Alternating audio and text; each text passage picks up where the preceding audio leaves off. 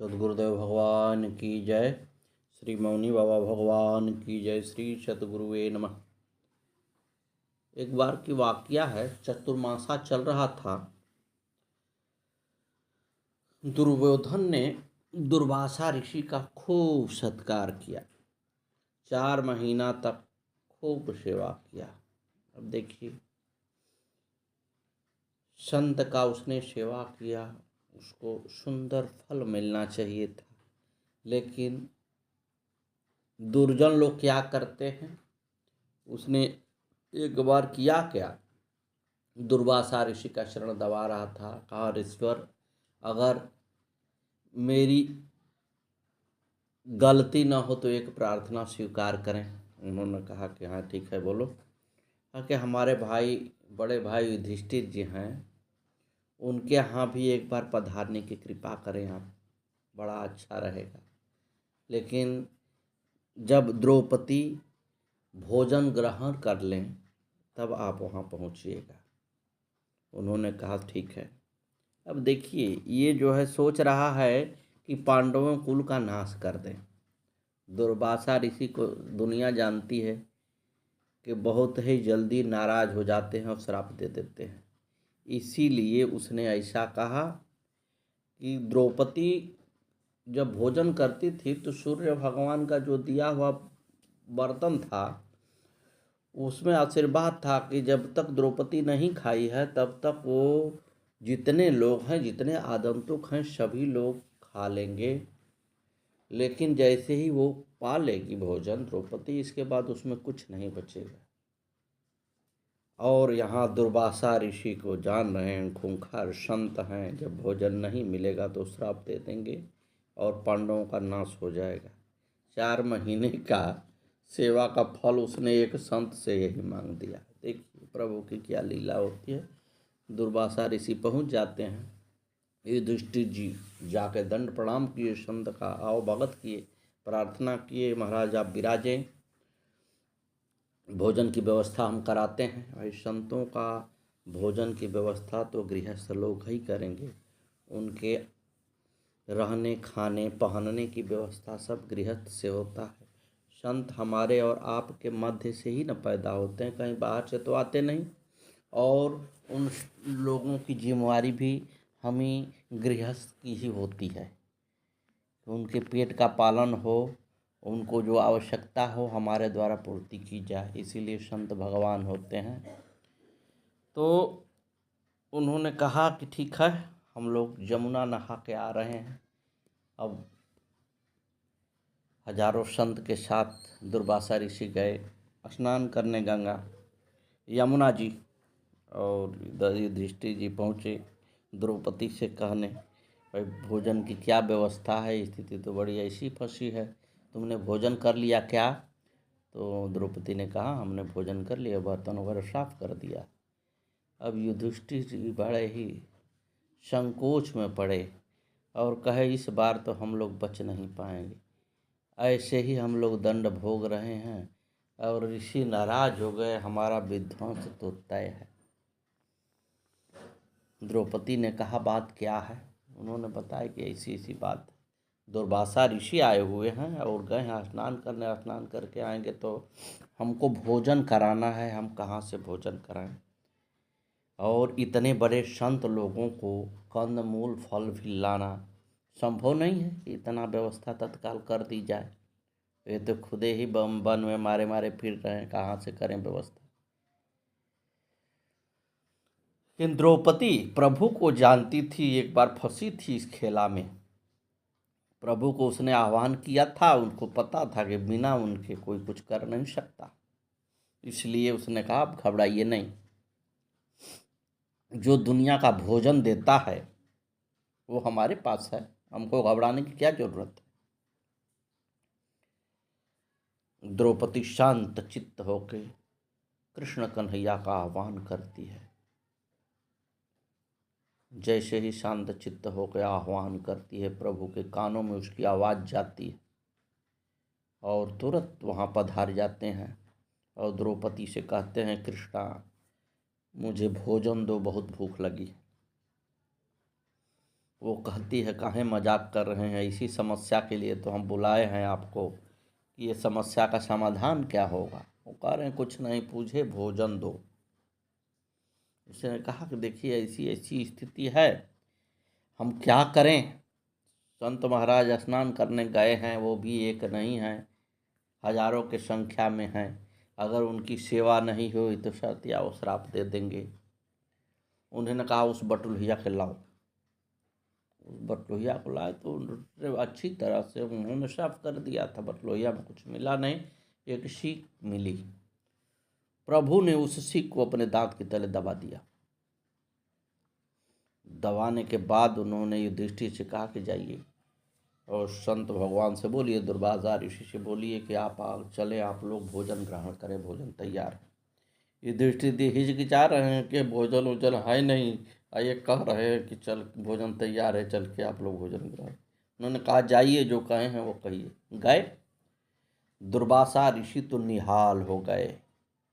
वहाँ जितने संत हैं वो सभी खा के मस्त हो गए हैं, कहीं पेट में 1 इंच जगह नहीं रह गई है। उन्होंने कहा कि वत्स तुम वर मांग लो, लेकिन भोजन के लिए मत कहो, हमारे पेट में अब जगह नहीं रह गई है, हम लोग भोजन नहीं कर पाएंगे। तो ये प्रभु की महिमा है। एक व्यक्ति ने क्या मांगा, 4 महीना संत से सेवा करने के बाद दूसरे के नाश होने को मांगा। लेकिन प्रभु के रहते हुए जो धर्मनिष्ठ है, जो धर्म का आचरण करता है, उसका इतना जल्दी कोई क्या बाल बांका कर लेगा। जिसके हाथ पर, सर पर प्रभु का स्वयं हाथ हो, उसका कोई क्या बिगाड़ लेगा। इसलिए हम सभी को धर्म का आचरण करना चाहिए। सद्गुरुदेव भगवान की जय। आइए कथा की ओर बढ़ें। त्यज वैरं सुरय साधं यथेष्टं विचरावनः पातालं गच्छ वा कामं जीवितेच्छा यदस्ति ते अथवा कुरु संग्राम बलवत्समी संप्रतं प्रेषिताहं सुरय सर्वस्तव नाशाय दानव। तुम देवताओं के साथ बैर भाव छोड़ दो और पृथ्वी पर इच्छा अनुसार विचरण करो। यदि जीवित रहने की तुम्हारी अभिलाषा हो तो पाताल लोक को चले जाओ अथवा मेरे साथ युद्ध करो। इस समय मुझ में पूर्ण शक्ति विद्यमान है। हे दानव, सभी देवताओं ने तुम्हारा नाश करने के लिए मुझे यहाँ भेजा है। इसे सुनकर के महिषासुर कहने लगा, हे वरानने, वैसे मैं अभी तुमको बलपूर्वक पकड़ कर ले जा सकता हूँ, परंतु उससे सच्चा प्रेम नहीं प्राप्त होगा। न ही उस स्त्री का बलपूर्वक लाई जाती है उसे सुख मिलता है। हे मृग शावक के समान नेत्रों वाली, मुझे त्याग कर तुम मंदोदरी की भांति पश्चाताप करोगी। उसने एक सुंदर कुलीन राजा का त्याग करके फिर कमार्त होकर एक धूर्त को अपना पति बना लिया था। व्यास जी कहने लगे, हे राजन, महिषासुर की बातें सुनकर भगवती ने उस दानव से पूछा, वह मंदोदरी कौन थी, वह राजा कौन था जिसे उसने त्याग दिया था उसने बाद में जो पति बनाया, वह धूर्त राजा कौन था। भगवती की बातें सुनकर के महिषासुर बोला, सिंहलो नाम दशो अस्ति विख्यातं पृथ्वीतले घनपादप संयुक्तो धन धान्य समृद्धमान चंद्रसेनाभिधस अस्त्रः राजा धर्मपरायणः न्यायदंडधरं शांता प्रजापालन तत्परः सत्यवादी मृदु शूरस्थिति सुनीतिसागरः शास्त्रविसर्वधर्मज्ञो धनुर्वेदोति निश्चितः। पृथ्वी पर विख्यात सिंघल नामक एक देश है। उसमें बहुत ही घने घने वृक्ष हैं और वह धन धान से समृद्ध है। वहाँ चंद्रसेन नाम का एक राजा राज्य करता था, जो बड़ा धर्मात्मा, शांत स्वभाव, प्रजापालक में तत्पर, न्यायपूर्वक शासन कार्य करने वाला, सत्यवादी, मृदु स्वभाव वाला, वीर, सहिष्णु, नीति शास्त्र का सागर, शास्त्रवेत्ता तथा धर्मों का ज्ञाता और धनुर्वेद में अत्यंत प्रवीण था। उसकी पत्नी का नाम गुणवती था। उसके यहाँ एक सुंदर मंदोदरी नाम की कन्या पैदा हुई। विवाह योग्य होने पर ब्राह्मणों ने महाराज आपकी कन्या के लिए सुंदर मेधावी मद्र देश के महाराज सुधन्वा का पुत्र कंबुग्रीवा योग्य वर है। वह कुमार सभी विद्याओं में पारंगत तथा सभी गुण संपन्न है। महाराज सुधन्वा ने अपनी पत्नी गुणवती से सारा समाचार कह दिया। गुणवती ने अपनी पुत्री मंदोदरी से उस राजकुमार के साथ विवाह करने की सलाह दी। मंदोदरी कहने लगी, हे माता, मैं पति नहीं बनाऊंगी, मेरी विवाह में अभिरुचि नहीं है, मैं सदैव ही कौमार्य व्रत का पालन करूंगी। विवाहे वर्तमाने तो पावकश्यं च सन्निधो वक्तव्यं वचनं सम्यक्तधीनास्ति सर्वदा स्वश्रुदेवर्णगाणां दासीत्वं स्वसुरालये पतिचित्ता तु वन्ति त्वं दुःखंतरं स्मृतः। विवाह होते समय अग्नि के साक्ष्य में प्रतिज्ञा रूप में यह वचन करना पड़ता है, हे पतिदेव, अब मैं सदा के लिए पूर्ण रूप से आपके अधीन हो चुकी हूँ। इसके अतिरिक्त ससुराल में सास तथा देवर आदि लोगों को की दासी बनकर रहना तथा सदा पति के अनुकूल रहना अत्यंत दुखदायक बताया गया है। मंदोदरी कहने लगी, हे माता, कहीं यदि पति ने किसी अन्य स्त्री से विवाह कर लिया तो सौत से मिलने वाला दुख भी झेलना पड़ेगा, जैसा कि मैंने सुना है। महाराज उत्तानपाद के सुरुचि और सुनीति दो रानियां थीं। महाराज ने भक्तिभाव वाली रानी सुनीति को बिना अपराध के ही वन में छोड़ दिया था। महारानी ने अनेक प्रकार से समझाया, परंतु मंदोदरी विवाह करने को तैयार नहीं हुई। एक दिन मंदोदरी अपनी दासी के साथ उद्यान में आनंदपूर्वक विहार कर रहे थे। उसी समय पुष्पाणि चिन्वती रम्या वश्याभिः समावृता कोसलाधिपति अस्तत्र मार्गे दैववशात् तदा आजगाम महावीरो वीरसेनो अति विश्रुतः एकाकी रथमारूढ़ं कतिचित्सेवकैर्वृतः सैन्यं च पृष्ठतस्तस्यः समायाति शनैः शनैः। उस मार्ग से संयोग बस कौशल नरेश वीरसेन आ गए। वे महान शूरवीर तथा बहुत विख्यात थे। वे रथ पर अकेले ही आरूढ़ थे तथा उसके साथ कुछ सेवक भी थे और सेना उनके पीछे पीछे चल रही थी। रथ पर सवार उस सुंदर वीर सुकुमार को देखकर प्रसन्न होने लगी कि ये भाग्यवश ही आए हैं। दासी उनसे पूछने लगी, आप अपना परिचय बताइए। इति पृष्ठस्तु सौरंघ्र्यां तामुवाच महीपति कौशलो नाम देशो अस्ति पृथिव्यां परमाद्रुतः तस्य पालयितां चाहं वीरसेनाभिधः प्रिये वाहिनी पृष्ठं कामं समायाति चतुर्विधाः मार्गभ्रामादिः प्रान्त विधिमां कौशलाधिपः। दासी के यह पूछने पर राजा ने उनसे कहा, पृथ्वी पर अत्यंत अद्भुत कौशल नामक एक देश है। हे प्रिय, वीरसेन नाम वाला मैं उसी देश का शासक हूँ। मेरी विशाल चतुरंगड़ी सेना पीछे पीछे आ रही है। मार्ग भूल जाने के कारण यहाँ आए हुए मुझको तुम कौशल देश का राजा समझो। राजा की बात सुनकर दासी कहने लगी, यहाँ जो हमारे साथ आपको दिखाई दे रही है महाराज चंद्रसेन की पुत्री मंदोदरी है, जो उद्यान में विहार करने की इच्छा से आई है। सद्गुरुदेव भगवान की जय। राजा सैरंघ्री से कहने लगा, आप अपनी राजकुमारी को मेरे साथ विवाह करने का प्रस्ताव रख दो।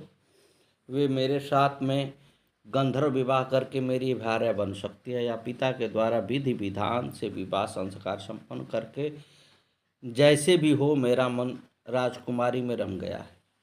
राजा की बात सुनकर सैरंघ्री कहने लगी, इत्याकर्ण वचस्तस्यः सौरघ्री प्राह तां तदा प्रहस्तं मधुरं वाक्यं कामशास्त्र विशारदा मंदोदरी नृपं प्राक्तं सूर्यवंश समुद्भवः।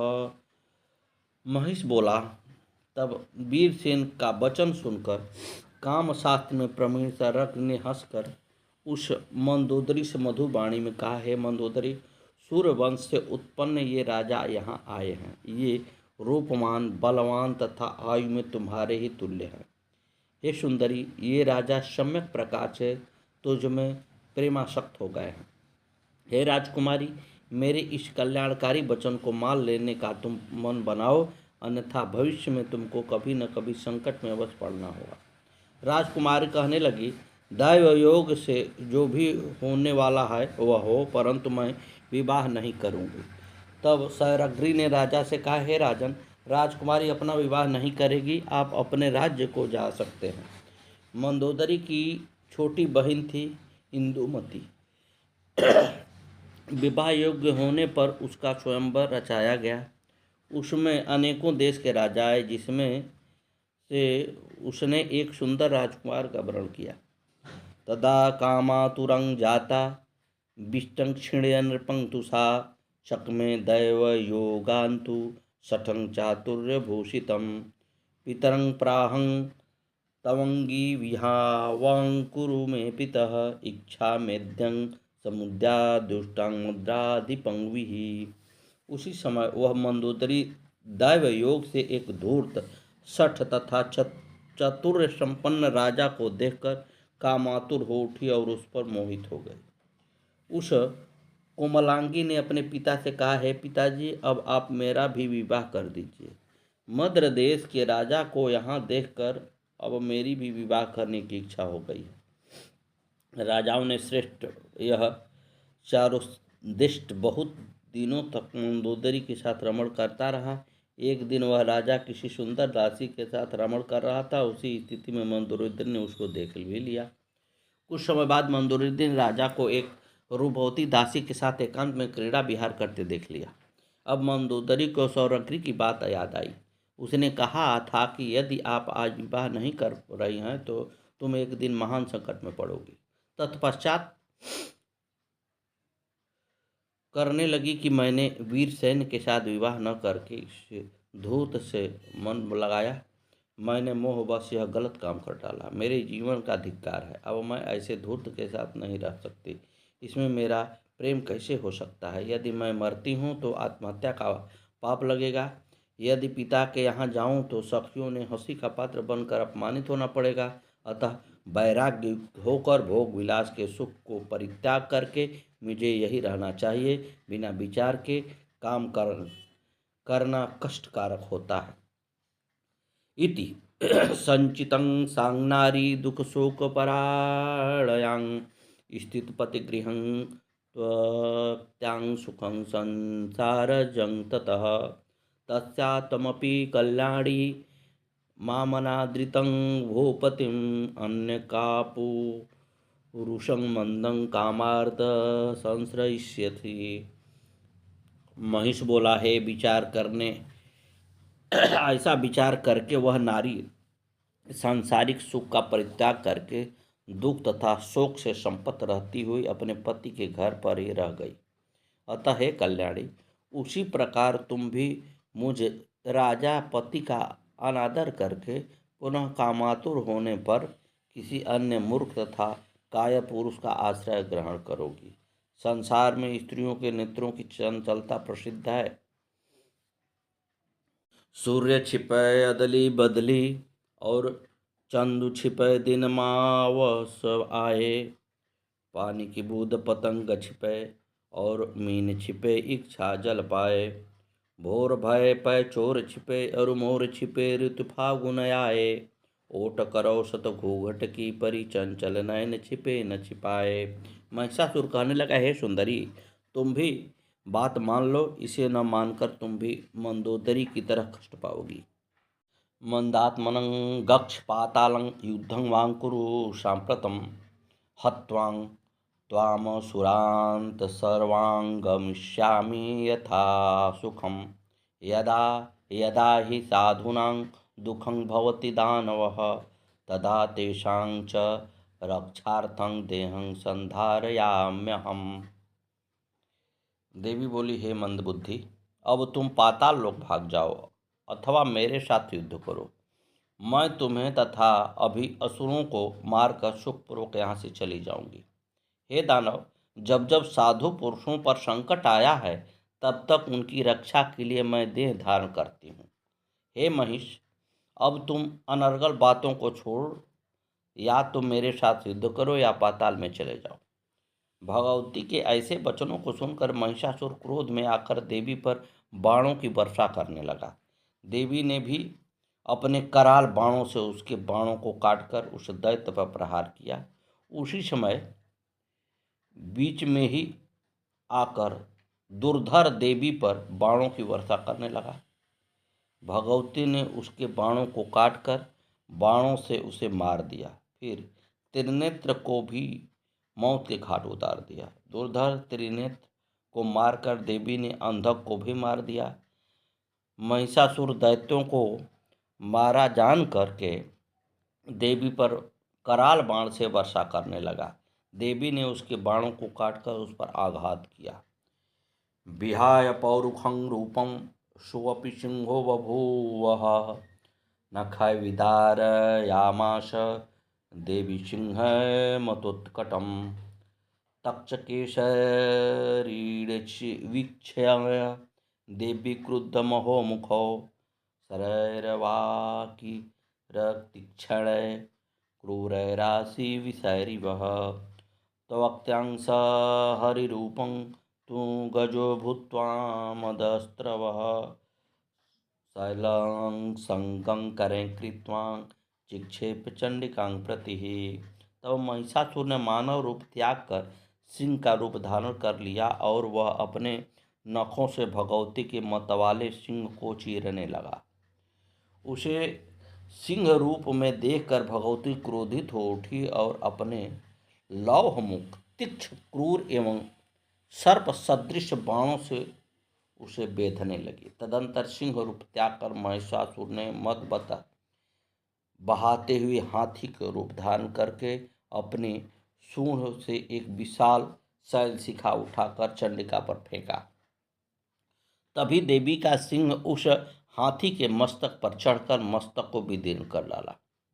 अब वह हाथी का भी रूप त्याग कर सर्प के रूप में, फिर सिंह के रूप में आकर, फिर महिष के रूप में आकर भगवती के ऊपर पहाड़ खंडों की बाणों की वर्षा करने लगा और कहने लगा, मदमत्त रूप यौवन से संपन्न देवी, तू अपने को बलवान समझती है, तुझे देवताओं का घमंड है। मानस में कहते हैं कि नहीं को अस जन्मा जग माही, प्रभुता पाई जाहि मदम नाही। देवी बोली, हे व्यर्थ अभिमान मत कर, अभी मैं मधुमत्त पीकर देवताओं के कष्ट देने वाले को सिर काट दूंगी।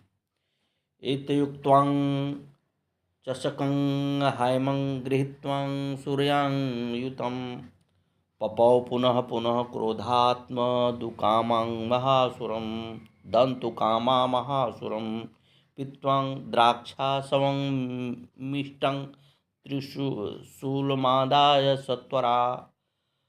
रुद्रावदावनं देवी हर्षय देवतागणां।